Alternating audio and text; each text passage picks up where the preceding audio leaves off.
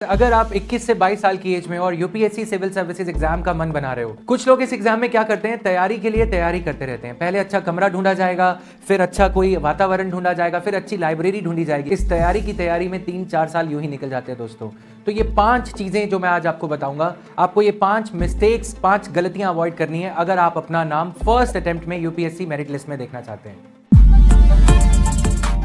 मेरी यूपीएससी की preparation journey 5 या 6 साल की रही। इसमें काफ़ी उतार चढ़ाव भी आए। पहले अटेम्प्ट में मैंने मेंस भी क्लियर किया, इंटरव्यू तक भी मैं गया। दूसरे अटेम्प्ट में भी कुछ ऐसा ही रहा। अब मैं क्यों एक परफेक्ट इंसान हूं, आपको इन 5 मिस्टेक्स के बारे में बताने के लिए। काफ़ी ज़्यादा मैंने पढ़ाई करी, काफ़ी ज़्यादा बुक्स पढ़ी। कहीं ना कहीं आप ये कह सकते हो कि ज़्यादा बुक्स पढ़ना एक कारण बना कि मैं सिविल सर्विसेज एग्ज़ाम नहीं क्रैक कर पाया। इन 5 से 6 लाख स्टूडेंट्स को जिनको मैंने पढ़ाया है, इनकी क्वेरीज और जो सफल कैंडिडेट्स हैं उनकी क्वेरीज को, उनके क्वेश्चंस को ध्यान में रखते हुए मैं एक सही वे में आपको ये 5 गलतियों के बारे में बता सकता हूं। तो इनिशियल डेज में, शुरुआती दौर में सबको ये क्वेश्चन माइंड में आता है कि अगर मैंने इतनी मेहनत करी, उसके बावजूद भी मेरा रिजल्ट नहीं आया तो क्या। तो मैं जब यहाँ पे दिल्ली में आया तैयारी करने के लिए, मेरे माइंड में एक चीज़ बिल्कुल क्लियर थी, या तो सिलेक्शन नहीं तो इलेक्शन। तो आप कुछ भी माइंड में लेके आते हो, फेलियर का फीवर, जो असफलता का डर है, जो फेलियर का डर है, उसको किल करने के लिए बैकअप ऑप्शंस पहले से हम लोग ढूंढना शुरू कर देते हैं। वो बैकअप ऑप्शंस नेगेटिव हो सकती हैं, मैं घर कैसे जाऊंगा, या मैं घर पे क्या मुंह दिखाऊंगा, या फिर पॉजिटिव हो सकती हैं कि क्या हुआ, अगर एक एग्जाम है, नहीं हुआ तो नहीं हुआ, इलेक्शन लड़ लेंगे। तो गाइस, अगर आप 21 से 22 साल की एज में और यूपीएससी सिविल सर्विसेज एग्जाम का मन बना रहे हो, तो ये 5 चीजें जो मैं आज आपको बताऊंगा, आपको ये 5 मिस्टेक्स, 5 गलतियां अवॉइड करनी है अगर आप अपना नाम फर्स्ट अटेम्प्ट में यूपीएससी मेरिट लिस्ट में देखना चाहते हैं। नंबर 1, सही ऑप्शनल चूज करना। और एक बार जो ऑप्शनल चूज कर लिया, उस पर टिके रहना अनटिल एंड अनलेस कि उस ऑप्शनल के साथ कुछ सीरियसली गलत है। आप में से बहुत से लोग जो फर्स्ट अटेम्प्ट दे रहे हैं वो शायद अभी रिसेंटली कॉलेज से निकले होंगे, पास आउट हुए होंगे। ज्यादातर एस्पिरेंट्स ये गलती करते हैं कि किताबों के उस भंवर में खो तो जाएंगे, लेकिन फंडामेंटल्स, बुनियादी चीजों पे काम नहीं करते। जैसे कि एनसीईआरटीज, हर टॉपर को आपने सुना होगा, यूपीएससी के एग्जाम के प्रीवियस ईयर क्वेश्चंस में आपने देखा होगा कि एनसीईआरटीज पढ़ना जरूरी है। एनसीईआरटीज से कॉन्सेप्ट क्लैरिटी होती है और एनसीईआरटीज से ही फ्रीक्वेंटली बार बार क्वेश्चंस को पूछा जाता है। लेकिन हम नहीं पढ़ेंगे क्योंकि हमें तो वो रॉकेट साइंस वाली किताब पढ़नी है। अगर आप अपना नाम देखना चाहते हो यूपीएससी की लिस्ट में पहले ही अटेम्प्ट में, तो आपको ये ध्यान रखना होगा, ये गलती आपको नहीं करनी होगी। पहले अपनी फाउंडेशन को, कॉन्सेप्ट्स को एनसीईआरटी की ल्यूसिड लैंग्वेज में, आसान भाषा में बनाई गई इन बुक्स से आपको क्लियर करना है।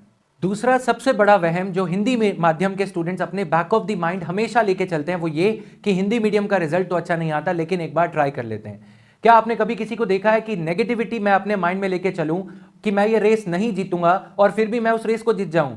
ऐसा पॉसिबल नहीं होता। ये आपके माइंड में ये नेगेटिविटी भरी जाती है, कुछ ऐसा दिखा के टॉप 100 में उन पोस्टर्स बॉयज को दिखाया जाता है। पोस्टर बॉयज इंग्लिश मीडियम के बना दिए जाते हैं कि हाँ, इंग्लिश माध्यम वालों का ही क्लियर हो रहा है। ये बात सच है कि इंटरनेट, जो मेजॉरिटी ऑफ इंटरनेट कंटेंट है वो इंग्लिश में है, अच्छी किताबें इंग्लिश में हैं, लेकिन उनका ट्रांसक्रिप्शन करना क्या इतनी बड़ी बात हो गई कि आपका एग्जाम ही क्लियर ना हो? रीजन ये है कि टॉप 100 के बाद जो हिंदी माध्यम के रिजल्ट्स आते हैं वो न्यूज़पेपर इश्तिहारों में नहीं छापे जाते, क्योंकि उनकी बिक्री इतनी नहीं होती। आपको यह देखना है कि अगर कोई 100 प्लस में हिंदी मीडियम से क्लियर कर रहा है, कितने नंबर उसे और चाहिए होंगे टॉप 100 में आने के लिए, यानी कि उन इश्तिहारों में आने के लिए, राइट? तो रिजल्ट तो आ रहा है, लेकिन रिजल्ट को लाइमलाइट में, चर्चा में नहीं लाया जाता। और ये एक बड़ा कारण बनता है कि लोग ये सोचते हैं कि हिंदी मीडियम का रिजल्ट नहीं आ रहा, इसीलिए हम तैयारी नहीं करेंगे, या तैयारी करेंगे लेकिन हथियार डाल के, पहले से अपने मानसिक वे में हार को स्वीकार करते हुए तैयारी करेंगे। तीसरी चीज दोस्तों जो मैं आपसे शेयर करना चाहूंगा वो ये है कि काफी लोग इस मानसिकता के साथ यहां पे आते हैं कि अभी तो हम बैठेंगे, जम के तैयारी करेंगे। पहले साल केवल सर्वेक्षण में लगा देते हैं, एक्सप्लोर करने में। पहले ये देखेंगे कौन सी कोचिंग बढ़िया है, बढ़िया कमरा कहाँ मिलेगा दिल्ली में या बिहार की राजधानी या यूपी की राजधानी में, तो उसमें अपना टाइम गवा देते हैं। मैं आपको यहाँ पे ये बताना चाहूँगा कि आपका फर्स्ट अटेम्प्ट कुछ ऐसा अटेम्प्ट होता है जब आपको अपनी फैमिली की, परिवार की फाइनेंशियल सपोर्ट होती है। धीरे धीरे जैसे समय निकलता जाता है वो सपोर्ट कहीं ना कहीं कम होने लगती है और प्रेशर बनने लगता है। हम जो है हल्ला तो मचा देते हैं कि हम यूपीएससी की तैयारी कर रहे हैं और कलेक्टर बन के आएंगे, लेकिन उसके साथ में जो बोझ आता है दूसरे अटेम्प्ट में, या उसके साथ जो इंक्वायरीज बाद में पूछी जाती हैं, क्या हुआ बेटा तुम तो कलेक्टरी कर रहे थे, उस साल में आपको, पहले साल में वो मेहनत करनी जरूरी है, जिससे कि आपको ये एक साल वेस्ट ना करना पड़े। पहला साल आपका बेस्ट होता है, आपको नई नई चीजें जानने को मिलती हैं। उस टाइम में आपके पास फाइनेंशियल भी कोई ऐसी प्रॉब्लम नहीं होती, आर्थिक समस्या आपकी कोई नहीं होती। इस पहले साल में आपको यह ध्यान रखना है कि सिर्फ ये अटेम्प्ट प्रीलिम्स के साथ जायजा या मेंस लिखने के लिए नहीं है, बल्कि क्वालिफाई करना है मेरिट लिस्ट में। पहले अटेम्प्ट में आपको अपना नाम लेके आना है। चौथा जो बड़ा हवा क्रिएट किया जाता है, जो एक वहम, एक पूर्ण धारणा जो बनाया जाता है, प्री कंसीव्ड नोशन के वे में हिंदी माध्यम के छात्रों के सामने रखा जाता है, सी सैट। सी सैट नाम का ये पेपर अब क्वालिफाइंग हो चुका है और कुछ इतना मुश्किल अनुवाद या ट्रांसक्रिप्शन नहीं है कि आप 33% मार्क्स भी उसमें ना ला पाएं। बात सिर्फ ये है कि जब बोलते हैं ना कि ठान लो तो जीत है, ठान लो तो हार है, आपको ये सोचना है कि सिंपल इंग्लिश आपसे पूछी जा रही है, लॉजिकल रीजनिंग, और उसके साथ साथ मैथमेटिक्स के भी कुछ क्वेश्चंस हैं, और सिर्फ आपको क्वालिफाइंग मार्क्स इसमें लेके आने हैं। तो ये कोई बड़ी चीज नहीं है। अगर जज्बा है कि आपको एग्जाम क्वालिफाई करना है तो क्वालिफाइंग पेपर आपको नहीं रोक सकता। पांचवी बड़ी गलती जो ज्यादातर एस्पायरेंट्स करते हैं वो ये करते हैं कि हर टॉपर की सुझाई हुई बुक लिस्ट के साथ अपनी लाइब्रेरी बना लेंगे।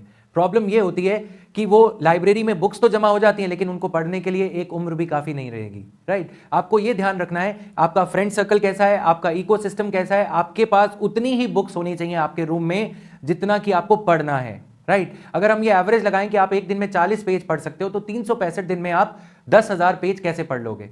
ये आपको ध्यान देना है कि हर टॉपर की सुझाई बुक लिस्ट, या किसी ऐसे टॉपर ने जिसने 5 या 6 अटेम्प्ट्स में क्लियर किया है, आप अगर उनकी स्ट्रैटेजी इतनी सही होती तो वो पहले अटेम्प्ट में क्यों ना क्लियर कर लेते। आपको अपने जैसा टॉपर चुनना है, कोई रोल मॉडल चुनना है जो कि आप खुद हो सकते हो। आपकी प्राथमिकताएं, आपकी स्ट्रेंथ्स, आपकी वीकनेस है। किसी और की स्ट्रेंथ आपकी स्ट्रेंथ नहीं हो सकती। ये चीज का आपको ध्यान देना है। अच्छे दोस्त आपको चुनने हैं, लाइब्रेरी में जाके पढ़ो या कहीं जाके पढ़ो, पढ़ाई होनी चाहिए। इंटरनेट पे ज्यादा टाइम आपको नहीं देना है। कई बार ये होता है कि इंटरनेट में पढ़ने कुछ बैठते हैं और पढ़ने कुछ और बैठ जाते हैं। ये चीजें अगर आप अवॉइड करते हो, प्रीलिम्स का previous year question bank, mains का प्रीवियस ईयर क्वेश्चन बैंक और सिलेबस के टॉपिक्स यदि आपकी टेबल पे रहते हैं और उन्हें आप बार बार देखते हो दिन में आधा घंटा, तो वो आपको एक ट्रैक पे रखता है, फोकस रखता है। ये छोटी छोटी चीजें अगर आप करते हो तो आप सुनिश्चित रूप से अपना नाम उस मेरिट लिस्ट में पाएंगे, जिसमें कि काफी लोग इन गलतियों की वजह से नहीं पा पाते। अगर मैं आपसे ये कहूं कि यदि एक साल आप अपने आप को देते हो और कमरे में बंद करके एकांतवाद में, सॉलिट्यूड जिसे कहा जाता है, पूरी ईमानदारी से अगर आप अपने आप को देते हो, तो आपके जीत के चांसेस, इस एग्जाम को क्रैक करने के चांसेस मल्टीपल टाइम्स बढ़ जाते हैं। कुछ लोग इस एग्जाम में क्या करते हैं, तैयारी के लिए तैयारी करते रहते हैं। पहले अच्छा कमरा ढूंढा जाएगा, फिर अच्छा कोई वातावरण ढूंढा जाएगा, फिर अच्छी लाइब्रेरी ढूंढी जाएगी, पूरा सर्वे किया जाएगा, फिर वो अच्छी किताब ढूंढी जाएगी जिसका कवर अच्छा है, फिर अच्छा टीचर ढूंढा जाएगा जो जज्बात से पढ़ाता हो। इस तैयारी की तैयारी में 3-4 साल यूं ही निकल जाते हैं दोस्तों। तो आपको ये देखना है कि तैयारी की तैयारी तो फौजी करता है, क्योंकि युद्ध कभी होगा नहीं, लेकिन तुम्हारा युद्ध होने वाला है। 1 साल में एग्जाम आ जाएगा, तो आपको तैयारी करनी है। आपको ये नहीं सोचना, प्रोक्रेस्टिनेशन, डिले नहीं करना है। आपको ये सोचना है कि हाँ, मुझे इस इम्तिहान से सफलतापूर्वक निकलना है। आई होप कि आप मेरे ये 5 पॉइंट्स, जो भी सुझाव मैंने दिए, आपके लिए मददगार साबित होंगे। और आप जब कभी आईएएस बनो, चाहे इस साल चाहे अगले साल, एक बार जरूर बताना जरूर कि हाँ, मेरा ये वीडियो आपके लिए हेल्पफुल रहा।